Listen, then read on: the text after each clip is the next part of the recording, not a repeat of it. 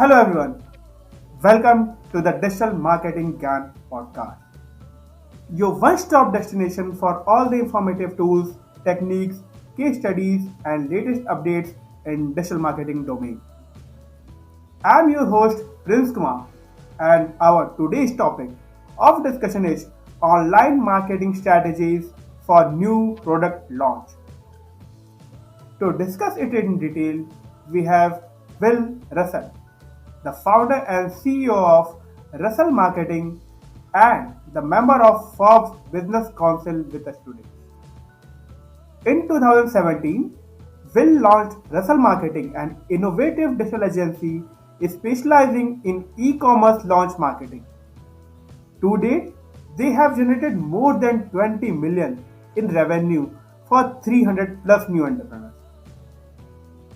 Will has also been featured on Forbes, Business Insider, Startup Nation, and many more. Hi, Will. Welcome to our show. Hi Prince, thank you so much for having me. Pleasure to be here. So, can you share about your corporate journey so far and also your interest in the e-commerce or the product marketing? Sure. So I've been in marketing my whole career ever since graduating from university. I went to university in the United Kingdom in England, and after a few years working in media, launching new websites, and working in the non-profit space, launching events, I decided to launch my own business, my own marketing business, as you alluded to, Russell Marketing. And given the experience I had, I was able to see that there was a nice niche and opportunity in the launch marketing space. There are a lot of people who do general advertising, e-com marketing, digital marketing, but there aren't that many service providers or agencies that work specifically in launches. So we saw that little niche and we focused on that. And ever since 2017, we've been working on implementing launch marketing strategies for all sorts of entrepreneurs, mostly product-based launches, but also apps, software, events, training courses, things like that. The launch strategies that we like to implement, we feel can be applied to any sort of launch, not just a product-based launch. Perfect, perfect. So you had created a kind of niche, and then in that only you are on the verge of becoming the leaders in that market. So that's one of the nice strategy. Yeah, thank you. Well, I like to think that we're one of the leaders. There's only maybe half a dozen or so agencies that really work in this space, and so um, it's a less competitive space than general e-com advertising and those kind of things. Definitely, definitely. So now coming to the launches, like the thing that you mentioned that you are somewhere becoming differentiated than the others. So hmm can you tell our audience what is the general difference between a product launch or a kind of the general service launches? Sure. Well, I think the main differentiator between uh, just general marketing and launch marketing explicitly is around timing. So, with general marketing, and I'm sure a lot of the guests you've had on the show, you talk about testing and optimization and iteration and improvement. And a lot of marketers will look to improve the result of a certain test over a period of weeks or maybe even months, where they might want to see their conversion rate on the website increase or something like that.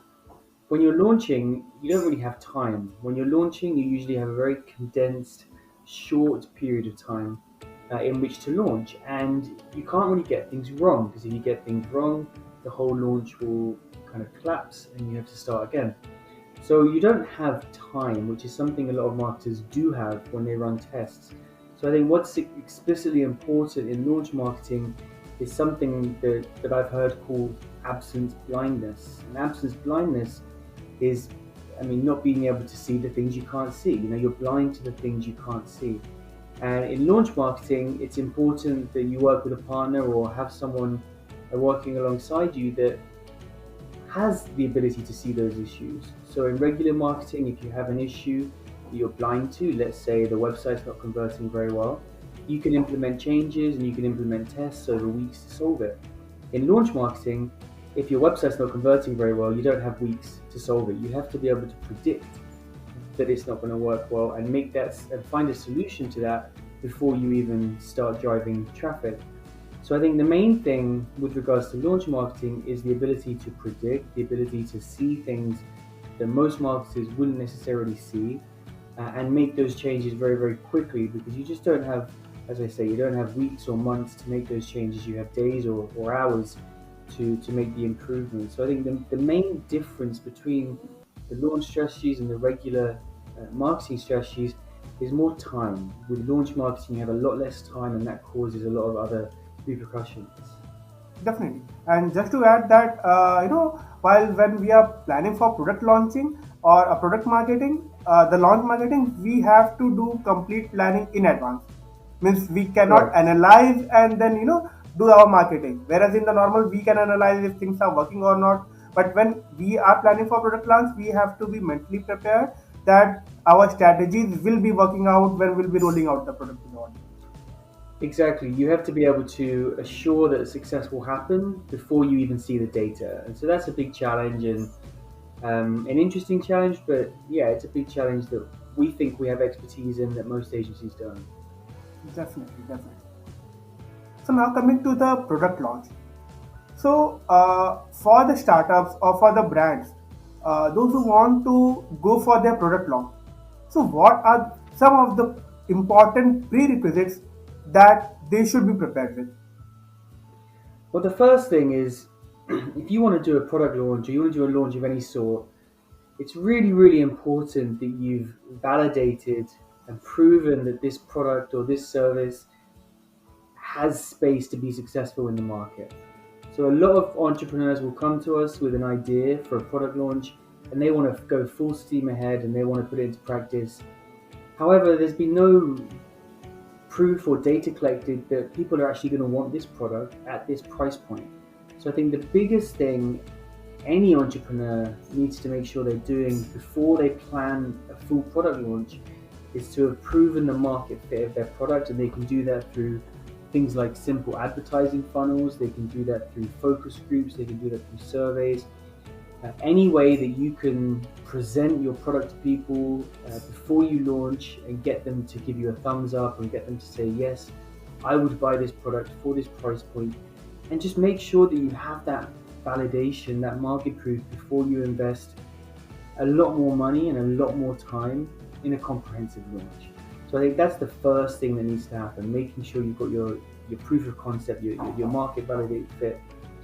The second thing folks are going to have to do then is really isolate kind of the key components of that launch. And by that I mean, what, like we talk about regular marketing prints, and maybe you have different audiences you want to target, you have different selling propositions and different benefits to the product. When you're launching a product or an idea, you're not generally going to have the chance to spread your efforts across different audiences and different types of positioning, because usually you have maybe one website or one sales page, and you need to focus and prioritize. So when you're looking to do a product launch and you consider who your audiences are, the messaging of the product, the benefits of the product, the use case of the product, you really need to focus on prioritizing one of each, because that's what you're going to step forward with. You put your best foot forward at launch, and then as a secondary and a third thing, sure, you can introduce other audiences and other use cases for the product, but it's really important that you focus on being simplicity, being concise, and making sure that when people see your product and see your idea to buy it, it's crystal clear what it is, what it does, who it's for.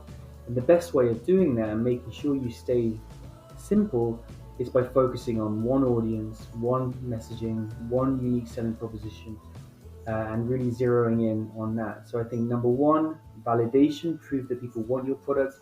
Number two, decide that of all the things about your product, what are the most important, what are the highest priorities that you want to kind of, as I say, put your best foot forward and start with. Definitely, definitely. I think validation is one of the most important feature where like most of the product launches they fail because they are Mm-hmm. not able to understand that if my product, the product that I'm launching, is it correct time to launch or not? If the price up comparatively so that it will be successful or not? and they just go into the market, and then most of them fail into this case. So this is very Mhm. important point, that they should be validating the market. They should be validating that the things are, things are good for them, and then accordingly they should be launched. So very rightly said. Absolutely. Yeah, validation, super important. So now coming to the launches, since they are now ready with the prerequisite that you have shared. Coming to what are the digital marketing strategies they can plan for launching their products. Okay, so what we do is we have a five-step system that we implement for our clients when we launch products or ideas. The first of those is going to be validation and research. So we just touched on validation a little bit. First thing we're always going to do is validate the product, make sure that this is worth pursuing, worth investing time and money in, and give ourselves a foundation of data that we can build off of. So number one, step one, validation and research. We do all of our planning, we do all of our hard work there. Step two is then going to be audience acquisition, and step three is audience engagement. So those two steps are going to happen before you launch. About 80% generally of the work you do is going to happen before you launch. During these really important phases of understanding who your market is, acquiring your audience, and getting them excited. So, audience acquisition and audience engagement is all about identifying, finding, and bringing in prospective customers into your community and getting them excited, telling them about the product, telling them about the benefits, telling them about the use cases, telling them why they should buy this product as soon as it's launched, telling them perhaps about the incentives or discounts you might be able to offer to early supporters, something like that. So steps one, validation, step two and step three, acquisition and engagement. Now step four is when we move into the actual sales period, the launch period. Step four is audience conversion, and step five is called scale. So audience conversion is pretty self-explanatory. You're looking to convert as many of your prospective customers as possible into customers. And then step five, scale, is we're looking to grow the launch to as much success as possible. So obviously you have a launch day when you're going to be releasing the product, but then most people are going to have 30 days or 60 days where they run a tight campaign to really build up awareness and sales. And so it's not just about day one converting your early audience, but about the next 59 days. How much revenue can we bring in? How much can we scale the campaign? So those are the five steps, and then within those five steps, there's a few really specific marketing channels that tend to work the best. So number one is paid advertising. Social and search advertising, Facebook, Instagram, Google are going to be the go-to for 99% of product launches. The second key channel to keep in mind is email marketing. So in the five-step system we talked about, we have audience acquisition of step two, where we're going to bring in our audience members. And the key way to communicate with them is going to be email marketing. So we want to get their email address, we want to engage them through sending out communications. We also, as part of that, might have SMS marketing or chatbot marketing, but it's all bucketed under this broad email marketing strategy to engage your community. And then the third key channel is going to be conversion rate optimization, which is a snazzy way of saying landing pages. So if we're running ads and we're sending emails, we're obviously using those two channels to drive people ultimately to the sale. And when we present them with the sale on a landing page, a sales page, a checkout flow, we have to make sure it's designed and optimized to convert as many people as possible.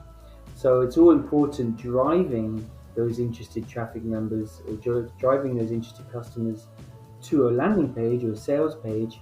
But if that sales page doesn't successfully convert them, then that first step was a waste of time. So the three key channels generally are going to be advertising, email marketing, and conversion rate optimization. Those are generally going to be the key assets to use for an online product launch. Definitely, definitely. So you have already mentioned the platforms. So can you specify, like, let's say for the product launches, what is the ideal time when we should be starting with each platform? Let's Mhm. say for all the Facebook, Instagram, and YouTube, should be started on the day one, or it should be like for the day one we should be starting with few campaigns for few platforms, and then gradually we should be going with other platforms. I think that there's never going to be a bad time to be adding platforms. So the more platforms, the more marketing work you can do to drive awareness, the better. However, there are certainly a prioritization of when channels want to be used. So, for example, if you're going to be implementing a strategy with advertising, paid advertising like Facebook or Google, that's always going to be your number one. That's going to be the first place you turn to. As you proceed, things like having a good Facebook page, Instagram presence, starting a Twitter profile, building out your website, those bits and pieces are going to come into play. They're going to become more important, but they're not things you need to start with. So I would say if you're doing it in order of priority, the first things to really consider is how are you going to acquire your customers? So if that platform is going to be advertising, obviously that's going to be the first place you go. And secondly, how are you going to engage your customers?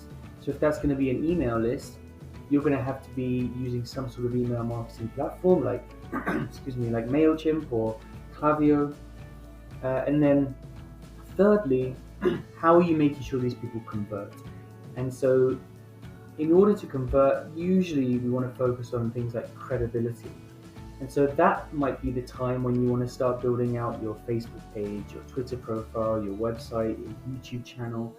Because when people start coming in and seeing your product and you start communicating with them, then they're going to want to go and find out more about you. And so they might want to go and watch your YouTube videos or go and check out your LinkedIn profile.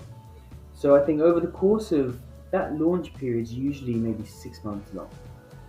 Right at the start, you're going to be setting up your core advertising channels, your core email channels.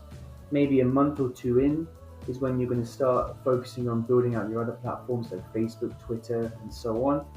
And then as you approach the launch, you might consider adding in some additional marketing strategies like PR or influencers.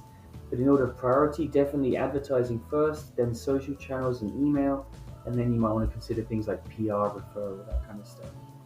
Definitely, definitely. So on this scale, I also want to understand like are the short video platforms like we have TikTok, we have YouTube Shorts, and Facebook. So are they somewhere beneficial in terms of promoting the products? We've seen hit and miss.